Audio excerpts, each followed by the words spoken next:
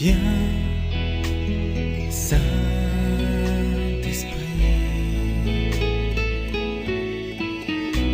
Bonsoir frères et sœurs. Cet après-midi, j'ai rencontré un monsieur certain âge, handicapé. Il m'a dit bonjour, je dis bonjour, comment ça va? Bon, ça va bien, et vous? Ça va? Alors, Dieu te garde. Il m'a dit Dieu te garde. J'ai dit merci beaucoup. Et puis après, il m'a dit est-ce que tu fais le boulot du Seigneur? J'ai dit j'essaie de le faire. Il m'a dit demande au Seigneur la possibilité. Voilà le message que j'ai eu cet après-midi. Est-ce que je fais le boulot du Seigneur? Alors Seigneur, je demande pardon si souvent je ne fais pas ton boulot.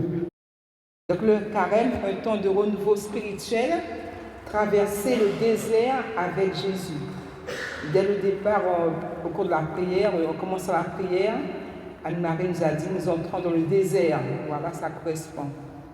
Donc aujourd'hui, bien-aimés, frères et sœurs, l'Église nous invite à prendre ensemble le départ de ce temps béni du carême. C'est un temps de grâce, un chemin de conversion et de vérité où le Seigneur nous attend. Nous sommes appelés à avancer, non dans la solitude, mais en compagnie du Christ. Oui, c'est avec Jésus, guidé par l'Esprit Saint, que nous sommes invités à traverser ce désert intérieur, tout comme il est écrit dans l'Évangile que nous avons lu dimanche. Frères et sœurs, le désert effraie parfois, parce qu'il nous dépouille de nos certitudes et de nos sécurités. Mais c'est précisément là que Dieu façonne notre cœur dans le désert. Dans ce monde saturé de bruit, de distractions, d'illusions, le Seigneur nous propose 40 jours pour retrouver l'essentiel et laisser résonner en nous la parole vivante. Alors, durant ces jours de carême, nous allons vivre une aventure spirituelle profonde, authentique. Redécouvrir le sens du désert spirituel, non pas comme un lieu de solitude stérile, mais comme un espace où Dieu nous parle au cœur. Nous allons aussi apprendre à reconnaître la voix de Dieu qui parfois se fait discrète, mais ne cesse jamais de nous appeler à la confiance. Nous allons aussi faire de la prière notre respiration quotidienne, un temps de dialogue sincère avec le Père, loin de la routine et des paroles vaines. Nous allons aussi vivre le jeûne comme une libération intérieure, un acte de foi qui nous détache de l'accessoire pour nous ouvrir à l'essentiel, Dieu et nos frères. Puis nous allons aussi, dans ces jours-là, laisser la charité porter du fruit en nous et autour de nous, car la vraie conversion se traduit toujours par l'attention aux plus pauvres, aux isolés, à ceux qui souffrent. Nous avons aussi besoin de conversion, donc accueillir la conversion comme une transformation réelle du cœur, un passage de la peur à la confiance, de la tristesse à la joie, du repli à l'ouverture. Et surtout, vivre concrètement ce carême, jour après jour, pas à pas, sachant que chaque petit pas, chaque effort, chaque prière, chaque geste d'amour prépare en nous la joie de Pâques. Donc il est essentiel que ce temps de carême soit pour chacun de nous une marche confiante, remplie d'espérance à la suite du Christ, ouvrant notre cœur à la nouveauté de Dieu. Laissons-nous renouveler par sa parole et son amour, et nous verrons alors jaillir en nous une vie nouvelle, celle que le Seigneur veut nous donner aujourd'hui et pour toujours. Alors d'abord, le désert, école de Dieu. Lorsque nous parlons du désert, notre imagination évoque souvent l'aridité, le sol déjà sec, il n'y a pas d'arbre, il n'y a pas d'eau. Ça évoque aussi le silence, voire la solitude. Mais pour Dieu, le désert n'est jamais un lieu de punition. Il est d'abord une école, une invitation à sortir de nos habitudes pour nous laisser éduquer intérieurement. C'est aussi un espace où le Seigneur façonne notre cœur. Le désert, c'est le dépouillement. Là, tout s'efface. Le bruit, les distractions, les attachements inutiles. Alors peut-être que vous vous souvenez, pour ceux qui ont fait la retraite, parfois on demandait, faites silence. Essayez de rentrer en silence. Bon, ce n'était pas facile, mais il y a eu quand même des efforts. Donc c'est ce que nous sommes appelés à vivre encore plus pendant le temps du carême. Parce que le tumulte du monde, on a eu le carnaval pendant des jours et des jours. Si vous avez, je ne sais pas si vous avez remarqué, mais moi comme j'habite au centre-ville, à l'externat, et vraiment pendant les jours là, ça a tourné, la différence des palmiers, ça tournait sur tout le monde. Je vous assure que le lendemain, jeudi, c'était d'un calme. On n'aurait jamais dit qu'il y avait eu le carnaval. C'était vraiment impressionnant. Je dis, mais c'est drôle. On n'entendait même pas le bruit des voitures. Donc on est passé d'un extrême à l'autre. Voilà. Donc c'est pour vous dire que comment le silence est important et comment il fallait sortir du tumulte du monde moderne, parce que nous sommes saturés d'informations, nous sommes sollicités, et parfois cela rend difficile la petite voix douce de l'Esprit Saint. Pourtant, c'est souvent dans le silence du désert que Dieu se révèle de la manière la plus profonde, qui parle au creux de notre âme. Quand nous venons par exemple à l'adoration, nous prenons un temps de silence. Si vous remarquez, il y a un silence qui s'impose et vous êtes là, vous restez, vous demeurez dans le silence. Alors regardons quelques figures de la Bible qui ont fait cette expérience du désert. D'abord Moïse, 40 ans à l'école de la patience et de l'humilité, avant d'être appelé à libérer son peuple. Nous trouvons cela dans Exode, chapitre 3, les versets 1 à 2. Ensuite, nous avons Élie, 40 jours d'épreuve, où il apprend à reconnaître Dieu, non dans la tempête, mais dans le murmure d'une brise légère. Le premier livre des rois, chapitre 19, verset 8. 1 roi 19, 8. Puis nous avons Jean-Baptiste. Jean-Baptiste, lui, qui a fait du désert sa demeure et a préparé beaucoup de cœurs à la venue du Seigneur. Luc, chapitre 1, verset 8. Et puis, Jésus lui-même conduit 40 jours dans le désert, affrontant la tentation et s'abandonnant totalement à la volonté du Père. Matthieu chapitre 4. Ces parcours nous montrent que le désert n'est pas un aboutissement, mais un passage. Après l'épreuve vient la promesse. Israël entre dans la terre promise, Josué, chapitre 1, verset 2. Élie rencontre Dieu dans la brise, 1 roi 19, 13.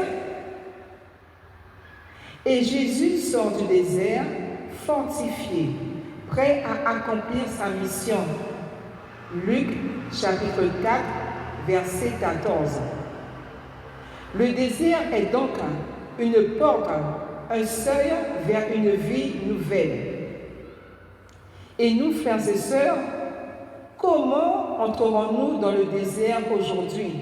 C'est la première question que l'on peut se poser. Comment entrerons-nous dans le désert, ce désert aujourd'hui? Peut-être en acceptant des moments de silence, en coupant un temps avec l'agitation quotidienne, en nous ouvrant à la prière. Il ne s'agit bien sûr de ne pas fuir le monde, mais d'apprendre à écouter Dieu au cœur même de nos vies. Dans l'épreuve, dans le doute, dans la monotonie, le désir nous façonne, il nous transforme, nous prépare à accueillir la promesse de Dieu. Donc nous sommes vraiment invités à accueillir le désert comme une grâce, une école de vie. Osons nous laisser dépouiller, écouter, transformer pour que jaillisse en nous la vie nouvelle que le Seigneur désire nous offrir. Marchons avec confiance sur ce chemin. Oui, mes frères et sœurs, le désir de nos cœurs prépare déjà la Pâque de Dieu. Le deuxième point, bien sûr, si nous sommes au désert, c'est pour entendre la voix de Dieu. Alors le carême est vraiment ce temps privilégié pour nous mettre à l'écoute de Dieu. Le Seigneur vraiment nous invite à faire silence, à nous retirer un moment dans le désert de notre cœur pour discerner sa voix. Dieu ne cesse de parler à son peuple, mais savons-nous encore lui prêter attention? Alors le carême devient une école d'écoute où chacun de nous est convié à ouvrir l'oreille de son âme pour entendre celui qui demeure au fond de notre être. Mais comment reconnaître la voix du Seigneur parmi tant d'autres? Comment discerner ce qui vient réellement de lui? L'Écriture et l'expérience spirituelle nous donnent des repères sûrs. La voix de Dieu apporte la paix, d'où l'importance de lire souvent sa Bible, d'écouter la parole le matin, la parole du jour.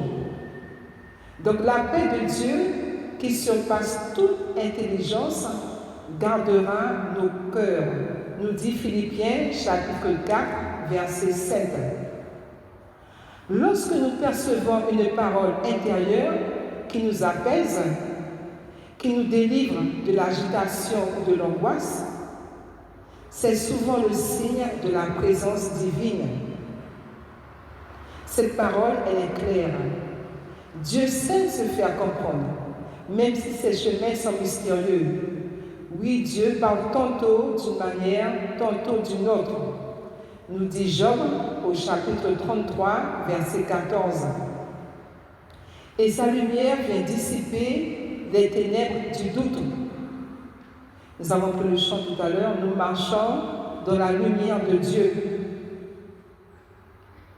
La voix de Dieu ne contredit jamais la parole biblique puisqu'il est parole, Dieu est parole.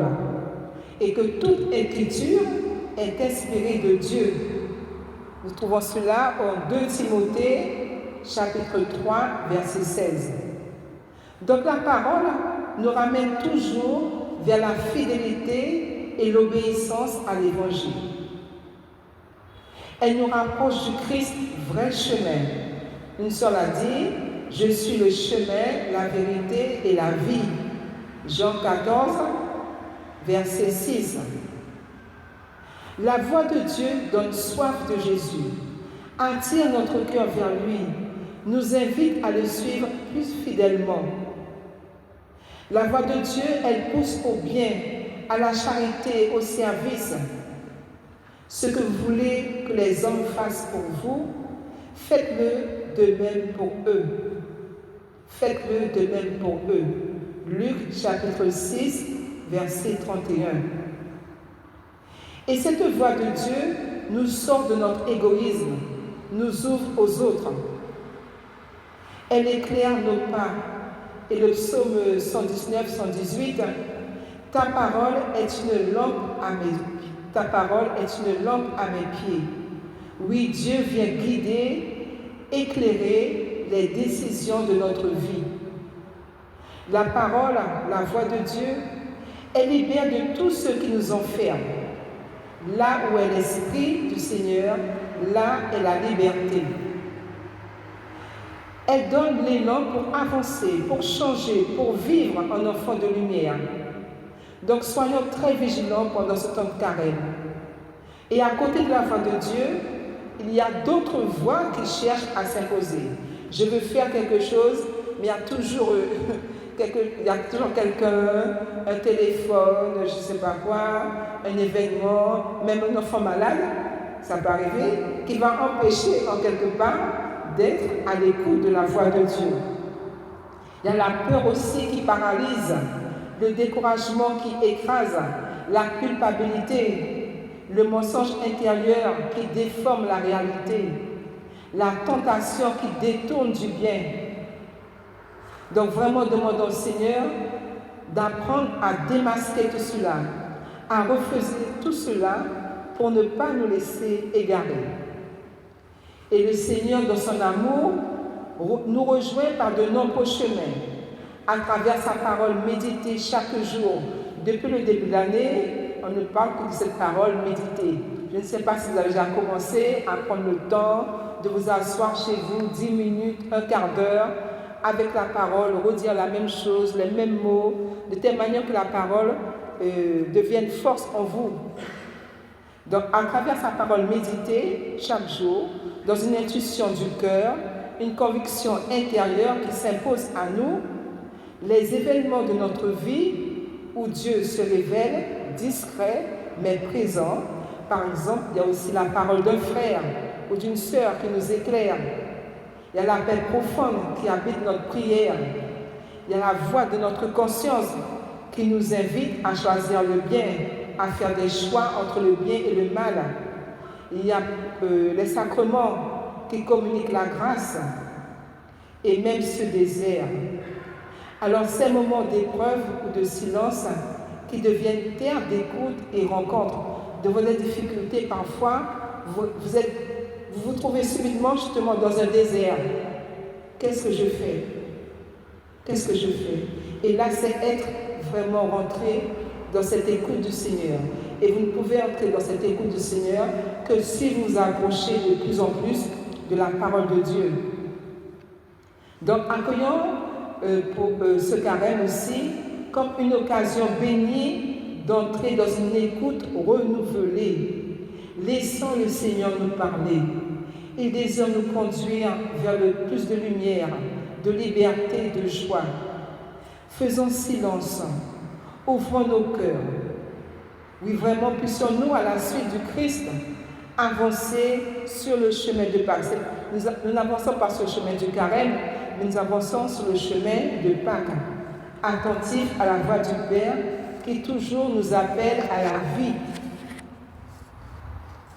Le troisième point, la prière. Donc nous avons vu le désert, la parole de Dieu et maintenant la prière. Et la prière, c'est notre premier ouvrage du carême. C'est notre premier travail du carême. Lorsque l'Église entre en carême, elle nous rappelle trois chemins essentiels. La prière, le jeûne et le partage. Mais le premier et le fondamental, celui sur lequel tout le reste s'effondre, c'est la prière. Sans prière, il n'y a pas de conversion véritable. Sans prière, notre cœur reste fermé, nos gestes deviennent mécaniques et notre carême se réduit à un effort moral. Et à la fin, au bout de 40 jours, vous allez vous dire, mais qu'est-ce que j'ai fait? Voilà. Donc c'est vraiment la prière qui ouvre la porte à Dieu. Elle crée l'espace où l'Esprit peut travailler en nous. Et le catéchisme de l'Église catholique nous dit que la prière est une relation vivante. Ce n'est pas un devoir, ce n'est pas une technique, ce n'est pas un exercice réservé aux spécialistes. C'est une relation. Par la prière, je suis relié à Dieu, je suis relié à la Trinité, je suis relié à Marie, je suis relié aux saints, aux anges. Une relation qui respire, qui grandit, qui se transforme.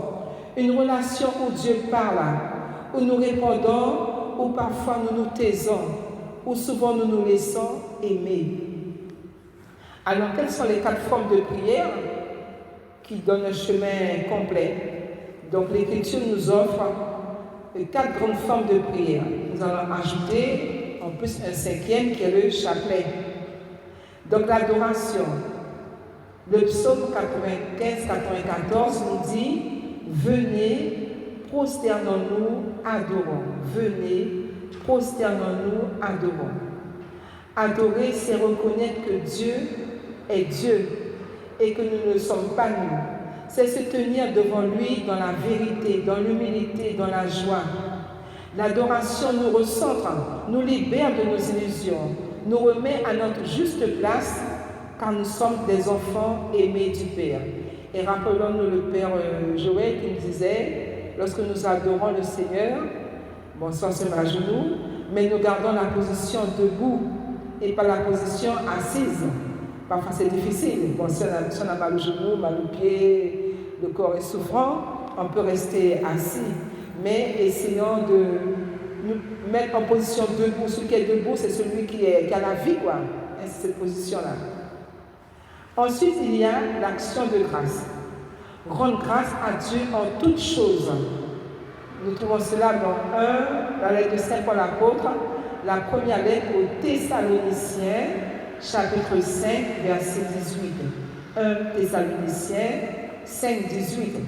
Rendre grâce, c'est ouvrir les yeux, c'est reconnaître que tout est don, que tout est bon. Même au désert, même dans l'épreuve, il y a des sources cachées. L'action de grâce transforme notre regard, elle fait passer notre cœur de la plainte à la louange. Nous avons bien sûr plus tendance à nous plaindre que de louer, que de dire merci. Et le temps, je n'ai pas pu suivre, mais les 3 jours de retraite à Saint-François-Xavier, je pense que ce fut un temps d'adoration, d'action de grâce, où vraiment vous avez vu la manifestation du Seigneur dans la vie de certains, dans votre vie aussi, même s'il n'y a pas eu de guérison physique pour vous, mais il y a toujours la guérison spirituelle. Toute personne a reçu une guérison spirituelle. Ensuite, la troisième manière de prier, c'est la supplication. Demandez et l'on vous donnera. Matthieu 7, 7. Demandez et l'on vous donnera. Suppliez celui qui sait, qui ne peut pas se sauver lui-même. Celui qui ose dire « Seigneur, j'ai besoin de toi. Seigneur, j'ai besoin de toi. » La supplication n'est pas un signe de faiblesse, mais de confiance. Elle nous apprend à dépendre de Dieu, non de notre propre force. Vraiment prendre le temps de la supplication et déjà, tout en suppliant, rendre grâce au Seigneur pour ce qu'il va vous donner. Peut-être qu'il ne va pas vous donner ce que vous demandez, c'est peut-être pas encore le moment, mais entre-temps, il va vous donner autre chose. Donc, savoir reconnaître la manifestation du Seigneur dans notre vie. Parfois, il y a celles qui font la neuvaine, au bout de 9 jours, il n'y a pas la réponse. Qu'est-ce que vous faites? Au bout de 9 jours, vous n'avez pas la réponse à votre neuvaine. Qu'est-ce que vous faites? Vous vous relâchez, vous dites, bon, je vais recommencer peut-être dans 1 mois, 2 mois. Bon, le Seigneur ne répond pas à ma demande. Mais non, justement, la neuvaine, c'est une question de persévérance. Moi, j'ai appris quand je suis passée au Canada il y a des années, quand tu fais ta neuvaine 9 jours, tu n'as pas reçu, tu recommences, tu recommences, tu recommences, tu recommences. C'est la supplication. Si vous baissez les bras au bout de 3 jours, 9 jours, ben bon, parce qu'au bout à force de faire peut-être cette neuvaine, cette demande au Seigneur, la foi va naître. La foi qui vous manque va progresser. Et puis, même si vous n'avez jamais eu votre réponse, mais la foi va naître, la foi va être activée. Mais sinon, vous dites non, bon, c'est fini, bon, le Seigneur n'a pas entendu la prière, j'ai demandé une messe, là, bon, voilà. Moi, je suis comme ça, il ne faut pas croire que je suis. Voilà. Mais demandez au Seigneur, suppliez le Seigneur. Et puis, il y a aussi la charité qui est l'intercession. Priez les uns pour les autres. Saint Jacques nous dit au chapitre 5, verset 16, priez les uns pour les autres. C'est-à-dire intercéder, porter le monde dans notre prière, porter notre pays, nos familles, nos situations de vie, nos lieux de mission, là où nous travaillons. Oser intercéder. Le monde a besoin d'intercession. C'est vraiment élargir notre cœur à la mesure du cœur du Christ. C'est refuser les différences. Moi j'ai tout, j'ai ce qu'il me faut, j'ai mon groupe de prière. Ça me suffit. Non, il y a les autres. Donc l'intercession nous fait devenir frères et sœurs, responsables les uns des autres. Et Jésus au désert, c'est le modèle de toute prière au désert. Donc ce premier dimanche de Carême, l'évangile nous montrait Jésus au désert. Donc je demandais à 2 personnes de lire Matthieu 4, versets 1 à 11. On aura 2 lectures différentes, mais ce n'est pas pour lire. Alors, un petit exercice va naître. Je demande aussi de passer le micro. On va lire 2 fois le passage, pas trop vite. On va être attentif à tout ce qui se passe et on va dire, que fait Jésus? Qu'est-ce qui se passe? Qu'est-ce que vous comprenez? Qu'est-ce qui se vit? Quels sont les verbes que vous rencontrez? C'est une manière de prier la parole de Dieu. Donc je vais écouter 2 personnes. Matthieu 4, versets 1 à 11. Vas-y mon frère, il faut donner le micro.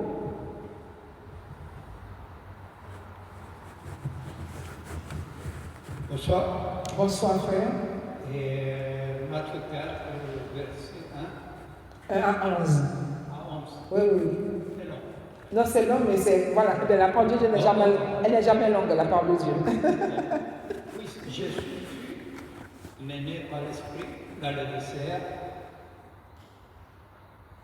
pour être tenté par le diable. Après avoir jeûné 40 jours et 40 nuits, il eut faim.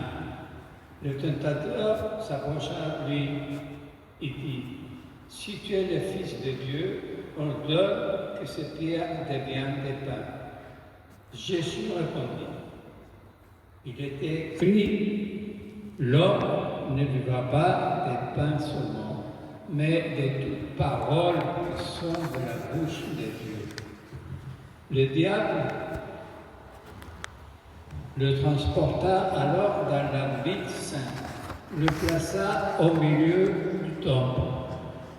Il lui dit, « Si tu es le Fils de Dieu, jette-toi en bas. » En effet, il était écrit, « Il donnera des ordres à ses anges à tout sujet qu'ils te porteront sous les mains, de peur que ton pied ne heurte une pierre. »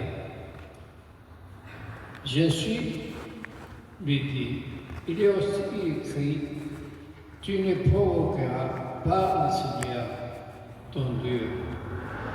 Le diable le transporta encore sur une montagne très élevée, lui montra tout le royaume du monde et leur gloire. Il lui dit, je te donnerai tout cela si tu te prosternes pour m'adorer. Jésus lui dit alors, retire-toi, Satan. En effet, il est écrit, c'est le Seigneur ton Dieu que tu adoreras et c'est lui seul que tu serviras. Alors le diable le laissa et voici que les anges s'approchèrent de Jésus et le servirent. Parole du Seigneur. Nous rendons grâce à Dieu. Une deuxième lecture. Notre sœur Maria, la sœur Maria, sœur Anne-Marie, voilà.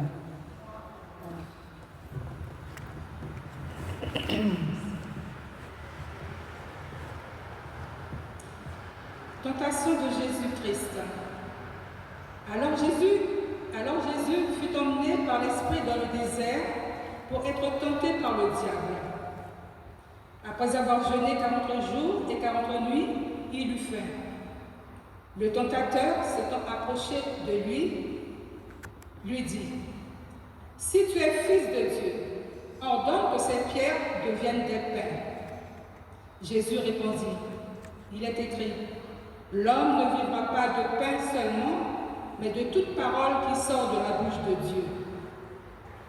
Le diable le transporta dans la ville sainte, le plaça sur le haut du temple et lui dit, si tu es fils de Dieu, jette-toi en bas, car il est écrit, il donnera des ordres à ses anges à ton sujet, et ils te porteront sur les mains de peur que ton pied ne heurte contre une pierre. Jésus lui dit, il est aussi écrit, tu ne tenteras point le Seigneur ton Dieu. Le diable le transporta encore sur une montagne très élevée, lui montra tous les royaumes du monde et leur gloire, et lui dit, je te donnerai toutes ces choses si tu te prosternes et m'adores. Jésus lui dit, retire-toi, Satan, car il est écrit, tu adoreras le Seigneur ton Dieu et tu le serviras lui seul. Alors le diable laissa. Et voici, des anges vinrent auprès de Jésus et le servaient. Parole du Seigneur. Nous rendons grâce à Dieu. Alors la question qu'on peut se poser, que fait Jésus dans cet espace-là? Que fait-il? Comment il agit? Comment vous le voyez? Déjà par rapport à tout ce qu'on a déjà dit. Hein? C'est dommage. Alors, il est où? Il est où déjà? Il est dans le désert. Qu'est-ce qu'il fait dans le désert? Pourquoi il s'est retiré au désert? Pour prier? Pour être tenté? Pour prier? Pour jeûner et prier. Donc on a déjà des termes du carême. Il sait qu'est-ce qui va arriver. Oui, il est parti pour prier. Est-ce qu'il parle tout le temps? Est-ce qu'on entend vraiment parler Jésus? Donc il prie, donc il se tait. Il reste en silence, voilà. Il y a le silence. Il est en méditation. Et il médite. Pardon? 39 jours. Pourquoi pas 40? Le 40e jour, c'est là que j'avais le temps parce que. Voilà. 39 jours. Il a venu 39 jours, le 40e jour. Le diable est venu le tenter. Donc les amis, est-ce qu'on pourra tenir une semaine? Un jour? Mais alors, justement, il écoute qui? Il écoute le Père, il écoute le diable, et il y a aussi, parce qu'on a parlé de prière, quand on prie, on écoute le Père, donc il écoute son Père, voilà. Mais il entend aussi la voix le 40e jour, il entend la voix du malin. Qu'est-ce qu'il fait à ce moment-là? Parce qu'il a pris 39 jours à prier, 39 jours à jeûner. Alors son cœur, son esprit est disposé justement pour le malin. Alors qu'est-ce qui se passe maintenant? Quand le malin vient l'attaquer, qu'est-ce qu'il fait lui? Quelle est son arme, son arme de combat?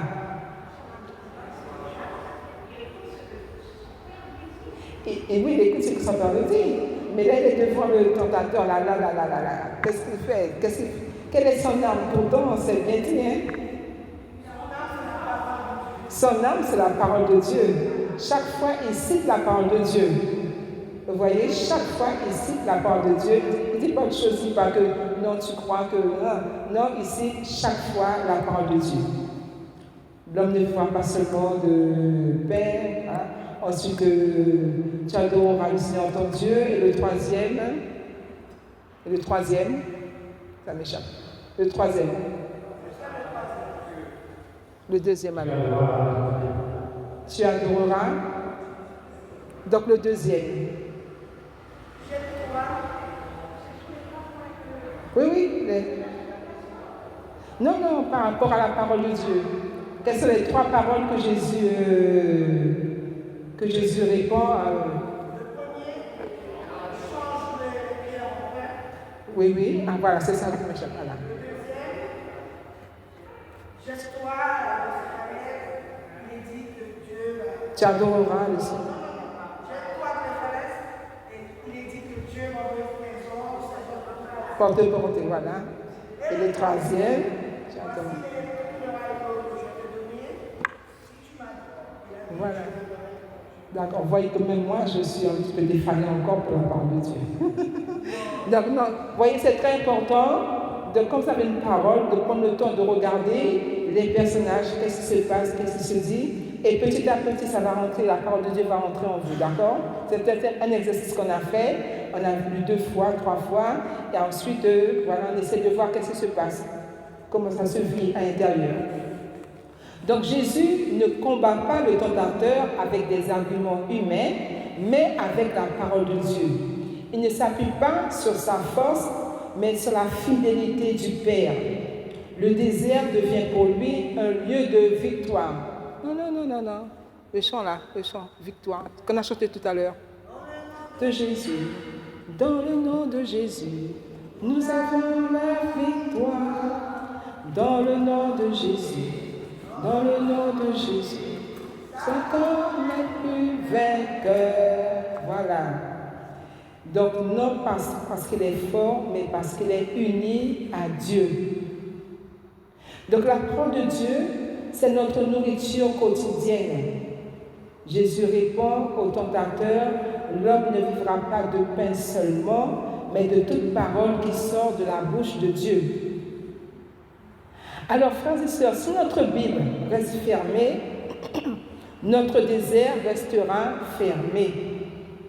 Si la parole ne nourrit pas nos journées, nos combats resteront stériles. Si nous ne laissons pas Dieu nous parler, comment pourrions-nous le suivre? La parole est notre pain quotidien, elle éclaire, elle console, elle corrige, elle fortifie, elle nous façonne de l'intérieur.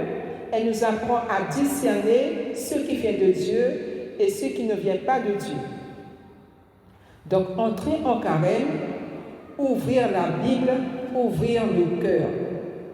Alors, posons un geste simple et décisif, reprendre la prière. Pas une prière compliquée, pas une prière parfaite, une prière vraie, adorer chaque jour, quelques minutes, quelques secondes, fermer les yeux. Seigneur, tu es là présent. Seigneur, je t'aime. Seigneur, tu es vivant. Seigneur, tu es à l'œuvre. Seigneur, tu es mon amour, mon bien-aimé. Petit à petit, rentrer dans, voilà. Dire merci, même pour une petite lumière. Et demander humblement ce dont nous avons besoin. Porter nos frères, ceux qui souffrent dans la prière, ceux qui doutent, ceux qui cherchent. Et surtout, ouvrir la parole. La laisser nous rejoindre, la laisser nous convertir, la laisser nous conduire vers Pâques. Que ce temps de carême soit aussi un temps à travers la parole, un temps de rencontre, un temps où Dieu pourra enfin nous parler parce que nous aurons donné un peu de silence, un peu de place. Un temps où notre cœur pourra changer parce qu'il sera nourri de sa parole et un temps où la prière redeviendra ce qu'elle est, la respiration de notre âme. Le 4e élément, c'est le jeûne. Il faut libérer l'espace, pas l'espace du ventre, mais voir quel est le jeûne que je préfère, quel est le jeûne que Dieu préfère pour nous. Donc, lorsque nous entendons le mot jeûne, nous pensons spontanément à la nourriture, à l'effort, à la privation. Pourtant, Dieu lui-même, par la voix du prophète Isaïe, vient déplacer notre regard. Le jeûne que je préfère, n'est-ce pas rompre les chaînes de la méchanceté? Isaïe 58. Autrement dit, le vrai jeûne commence dans le cœur. Il ne s'agit pas d'abord de ce que nous retirons dans notre assiette, mais de ce que nous laissons Dieu retirer de notre vie pour nous rendre plus libres, plus vrais, plus aimants. Le jeûne libère.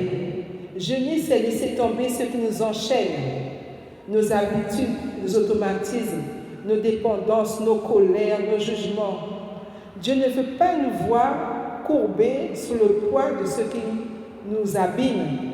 Le jeûne ouvre un espace où l'Esprit Saint peut briser les liens qui nous retiennent loin de lui. Le jeûne aussi purifie.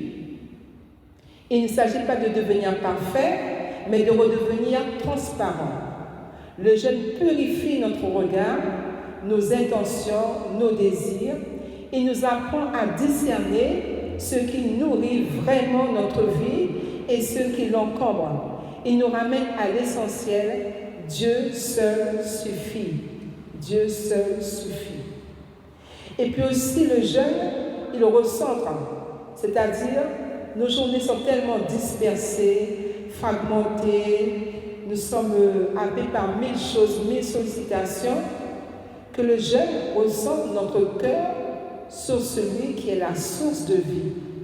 Il nous ramène au centre véritable, la relation avec Dieu.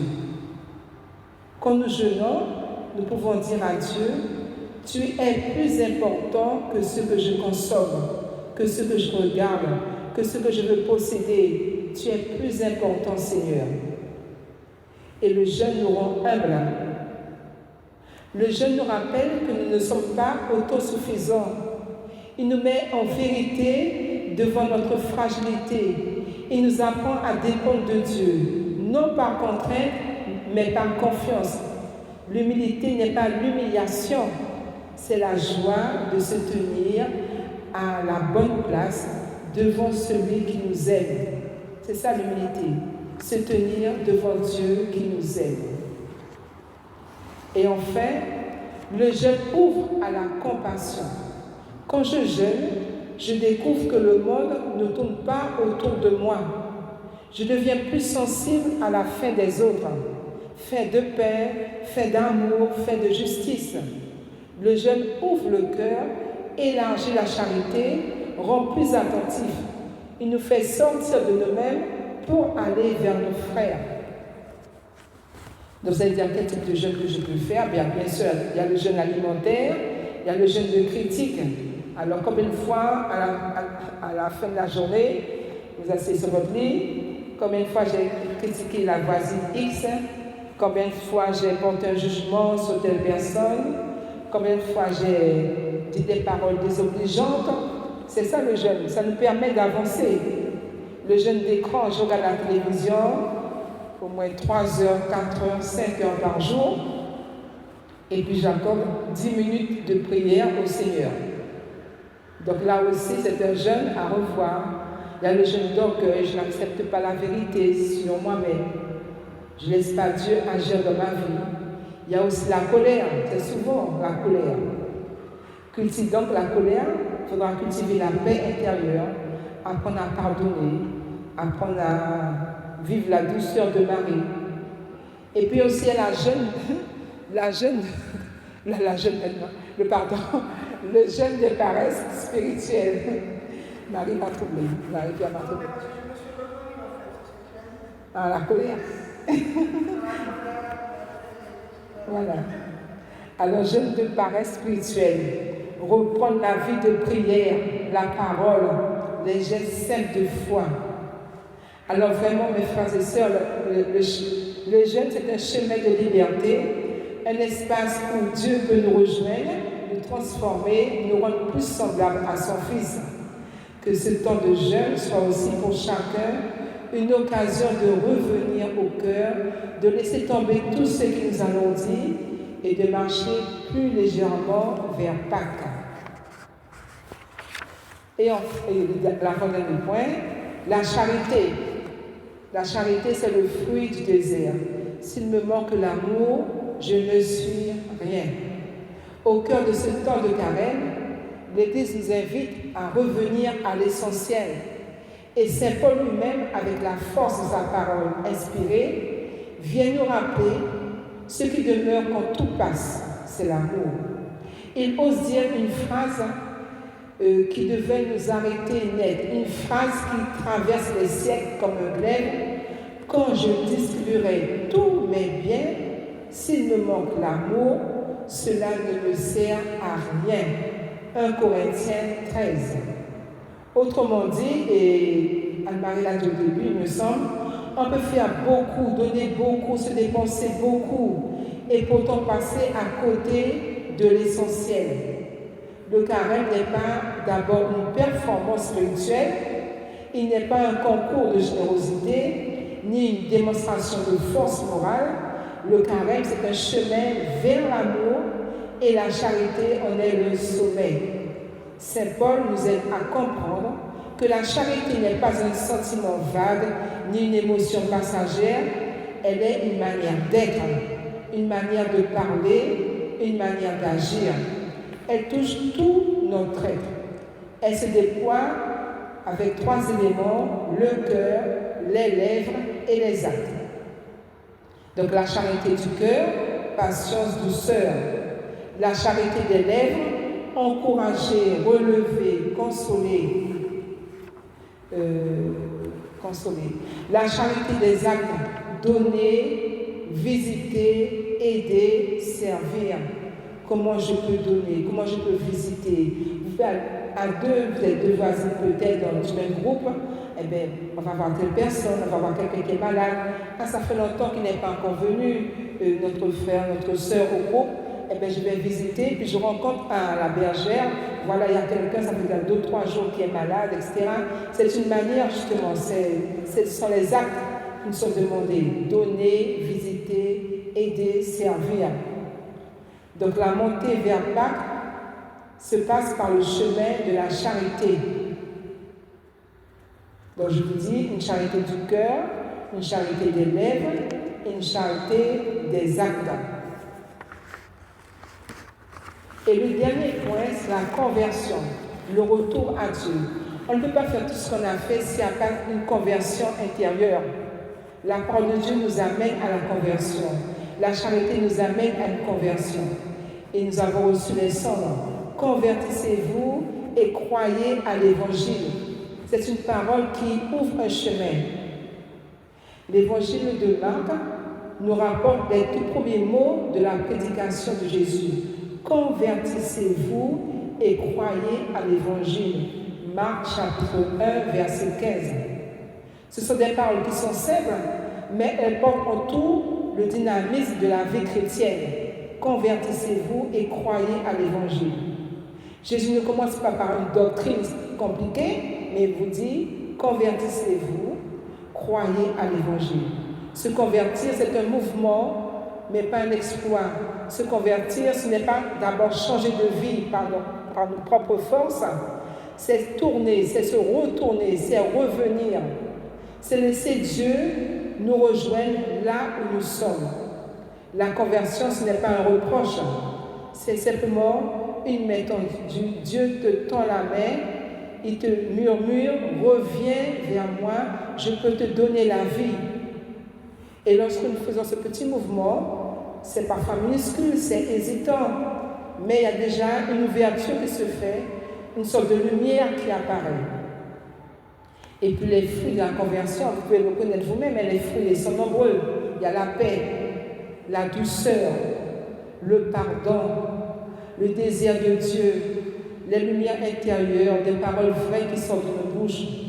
Ce n'est pas spectaculaire, mais ce sont les fruits qu'il y a un chemin de conversion.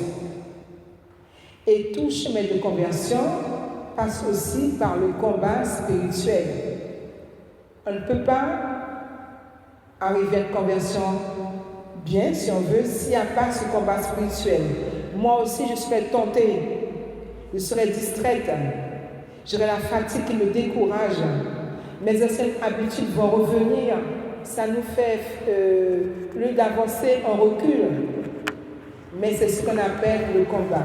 Et le combat, ce n'est pas un signe d'échec, c'est le signe que la vie de Dieu travaille en nous.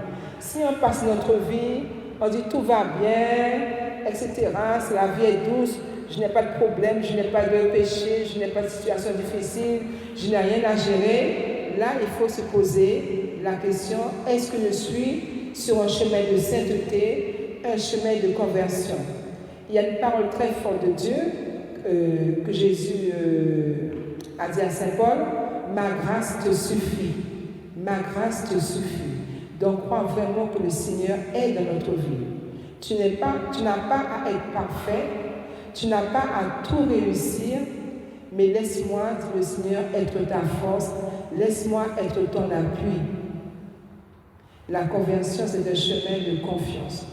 Croire que l'Évangile, croire à l'Évangile, c'est croire que Dieu ne se lâche jamais de nous.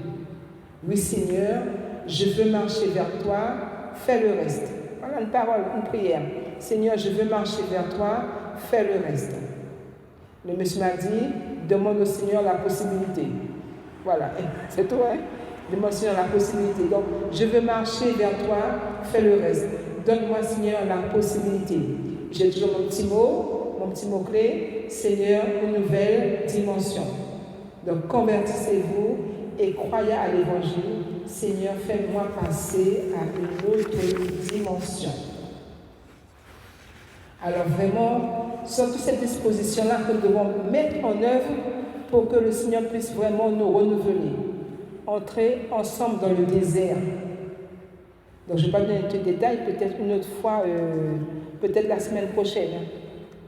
C'est un petit peu long. Entrer dans le désert, créer des espaces de silence, peut-être organiser, quand on commence la prière, on chanter tout de suite, prendre 10 minutes ensemble, voilà, si nous sommes ensemble dans le désert, 10 minutes de silence. Voilà. Chez soi aussi, faire 10 minutes de silence, apprendre à reconnaître la voix de Dieu, renouveler notre prière, vivre notre jeûne, déployer la charité et vivre la conversion comme un chemin de confiance. On va mettre ce dernier point sur le groupe. On mettra la page 12, 13, 14 sur le groupe. Voilà. Est-ce que nous pouvons prendre un chant? Est-ce que Marie-Pierre, tu peux nous aider à activer tout ce qui a été dit là, vraiment, que nous puissions démarrer, partir chez nous là, plein de convictions, plein de ne pas être toujours comme la tortue, mais vraiment faire un bond. Merci Seigneur.